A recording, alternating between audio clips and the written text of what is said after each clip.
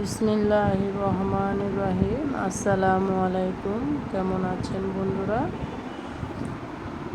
আশা করি আল্লাহর রহমতে ভালো আছেন।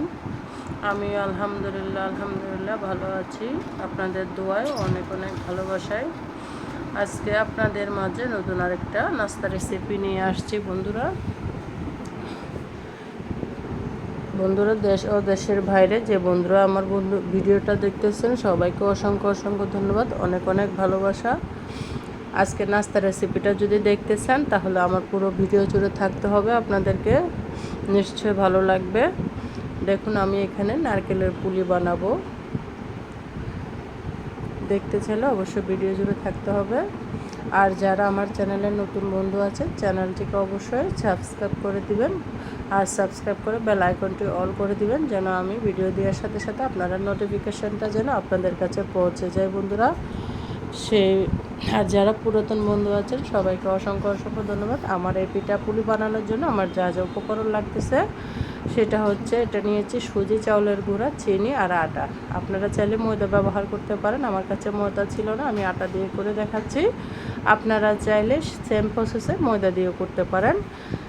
আমার এই সামান্য উপকরণ দিয়েই লাগবে আমার এই মজাদার পিঠা নাস্তাটা বানানো। অত্যন্ত সহজভাবে দেখিয়ে দিচ্ছি, দেখতে চাইলে অবশ্যই আমার পুরো ভিডিও জুড়ে থাকতে হবে।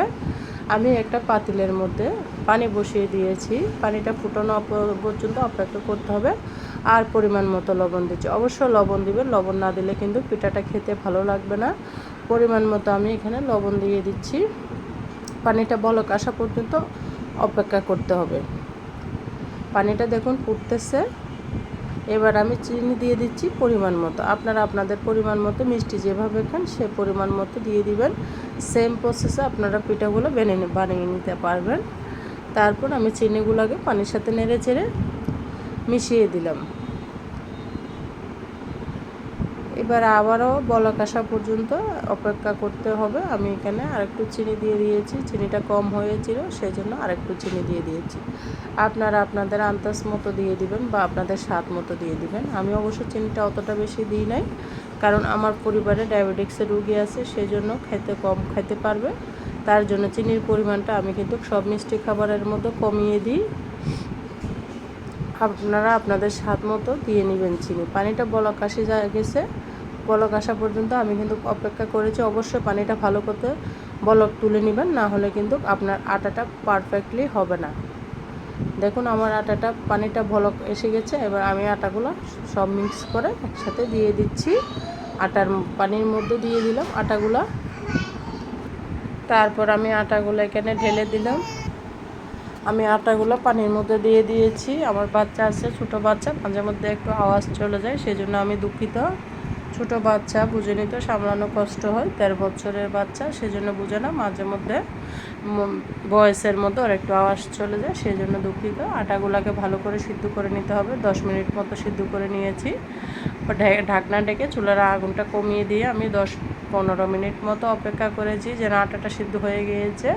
আমি এবার নারকেলের পুরগুলা রেডি করতে চুলায় চলে আসলাম। চুলার মধ্যে আমি একটা প্যান বসিয়ে দিয়েছি। প্যানের মধ্যে আমি ডিপ থেকে নারকেল ছিল, ডিপ থেকে নারকেলগুলো নামিয়ে প্যানের মধ্যে দিয়ে দিচ্ছি। তারপর দিয়ে দিচ্ছি চিনি এখানে। তারপর এগুলোকে ভালো করে নেড়ে ছেড়ে নিয়ে একটা পিঠার জন্য একটা পুর বানিয়ে নিতে হবে। ভালো মতো যেন একটু ব্রাউন কালার হয়ে যায় সেভাবে নেড়েচেড়ে, কিছু দিতে হবে না। চিনি থেকে যে পানিটা গলবে সেই পানি দিয়ে কিন্তু নারকেলটা একদম ব্রাউন কালার হয়ে যাবে। আপনারা অপেক্ষা করে ধৈর্য ধরে চুলার আগুনটা কমিয়ে এভাবে করলে অবশ্যই ব্রাউন কালার হয়ে যাবে। দেখুন আমি নেড়েচেড়ে দিচ্ছি, বারবার নাড়েচাড়া করতে হবে, কারণ যেহেতু পানি চিনি আর নারকেল না হলে পুড়ে যাবে, সেই জন্য একটু পরপর নেড়ে দিচ্ছি। দেখুন পুরটাকে ভালো মতো যদি রেডি করে নিতে পারেন তাহলে আপনাদের পিঠাগুলো কিন্তু অনেক মজা হবে। আমি অল্প করে বানিয়েছি, সেজন্য আমি অল্প উপকরণ দিয়ে বানিয়ে নিচ্ছি। আপনারা চাইলে এই প্রসেসে বেশি করেও বানিয়ে নিতে পারেন। এটা কিন্তু চট্টগ্রামের ভাষায় এটাকে লেদা পাকন পিঠা বলে বা লেদা সমোসা বলে, যেটাই বলুক। আমরা শুদ্ধ ভাষায় হচ্ছে নারকেলের পুলি। এটাই আমি শেয়ার করতেছি আপনাদের মাঝে।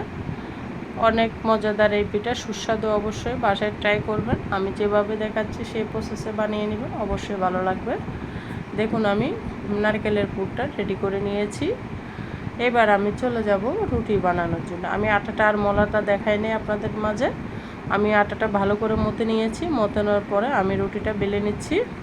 অবশ্যই রুটিগুলো পাতলা করে বানিয়ে নিতে হবে, একদম পাতলা করে। যতটা পাতলা করতে পারেন ততটা আপনাদের যত পাতলা হবে পিঠাটা খেতে কিন্তু টেস্ট বেশি হবে। এই জন্য যতটা সম্ভব পাতলা করে রুটিটা বানিয়ে নেবেন। আর ভয়েসের মাঝে যদি আমার ভুল ত্রুটি হয় অবশ্যই ক্ষমার দৃষ্টিতে দেখবেন। আমি নতুন কাজ করতেছি, ইনশাআল্লাহ সামনে আপনাদের ভালোবাসায় সব ঠিক হয়ে যাবে। আপনাদের ভালোবাসা এতটুকু আসছি, ইনশাআল্লাহ সামনে আরও এগিয়ে যেতে পারবো। আপনারা পাশে থাকবেন, আমিও পাশে থাকবো ইনশাআল্লাহ। দেখুন আমি রুটিটা যত সম্ভব পাতলা করে নিচ্ছি। আমি কিন্তু তেমন ভালো রুটি বানাতে পারি না, তারপরও বানিয়ে নিচ্ছি, অতটা ভালো পারি না।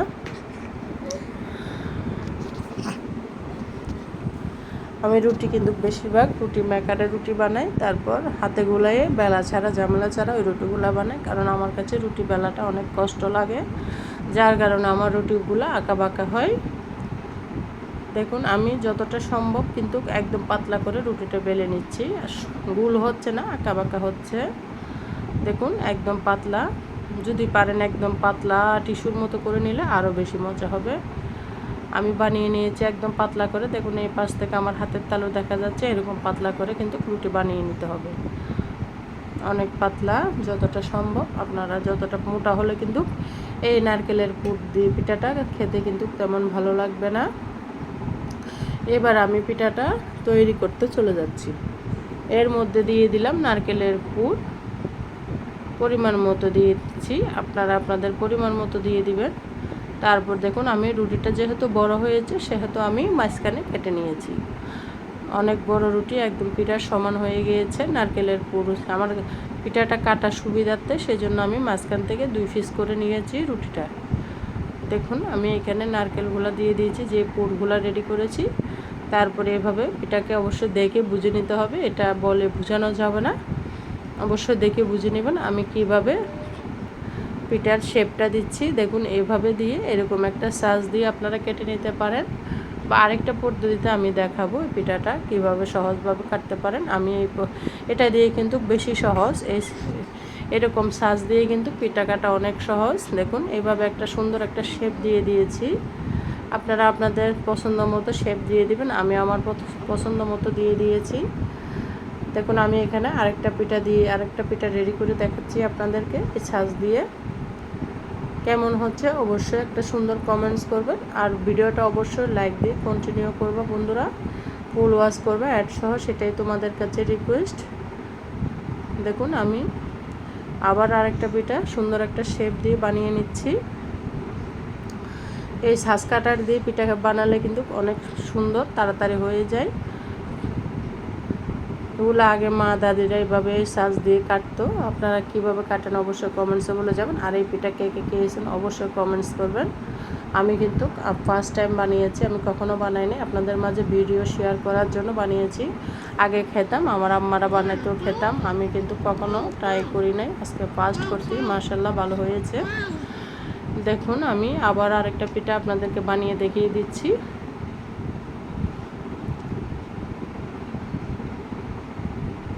খুব সুন্দর, আমার কাছে কিন্তু বানাইতে কিন্তু দারুণ লাগছে, খেতে যেরকম মজা লাগছিল বানিয়ে নিয়েছি তখনও খুব মজাদার লাগছিল খেতে।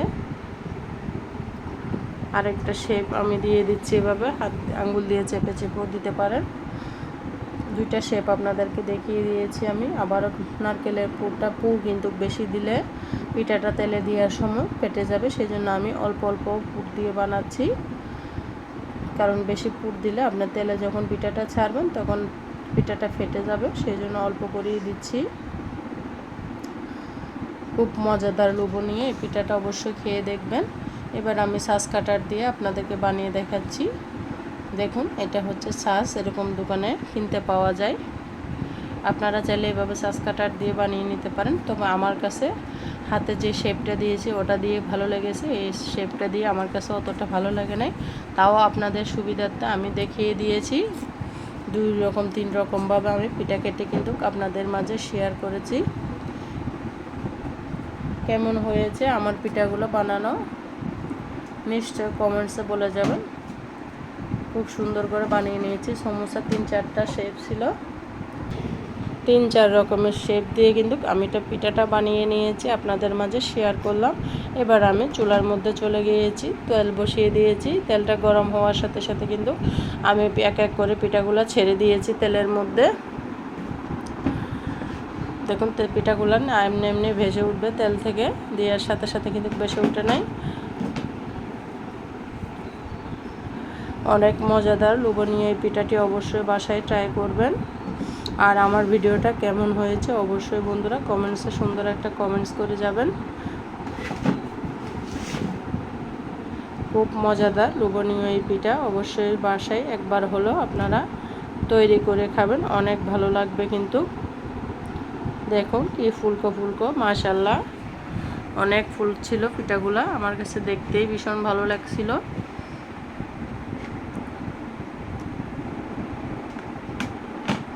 সুন্দর করে পিঠা, কিন্তু পিঠা জিনিসটাই খেতে অসাধারণ লাগে, যে কোনো পিঠা। আমার পিঠাগুলো রেডি হয়ে গিয়েছে, আমি তেল থেকে পিঠাগুলো উঠিয়ে নিয়েছি বন্ধুরা। দেখুন কেমন হয়েছে আমার নারকেলের পুর দেওয়া পিঠাগুলা, অসাধারণ হয়েছিল, দারুণ মজাদার লোভনীয়। বাসায় দোকান থেকে নাস্তা না কিনে বাসায় এভাবে বাচ্চাদেরকে সকালের নাস্তায় বা বিকালের নাস্তায় বানিয়ে দিতে পারেন। শর্টকাটে, বেশি সময় লাগে না, কারণ দোকানের নাস্তাগুলো হচ্ছে অস্বাস্থ্যকর, পচা তেলে ভাজি করে। আপনারা এইভাবে ফ্রেশভাবে বাচ্চাদেরকে বাসায় রেডি করে খাওয়ালে কিন্তু বাচ্চারা অনেক খুশি হবে। আমার বাচ্চারা তো অনেক খুশি হয়েছিল পিঠাটা খেয়ে, দারুণ হয়েছিল। বন্ধুরা কেমন হয়েছে অবশ্যই বলবে। সবাই ভালো থাকবে, সুস্থ থাকবে, নিজের খেয়াল রাখবে, আর আমার জন্য, আমার পরিবারের জন্য দোয়া করবেন। আজকে ভিডিওটা এই পর্যন্ত রাখলাম বন্ধুরা, সবাই ভালো থাকবেন, সুস্থ থাকবেন।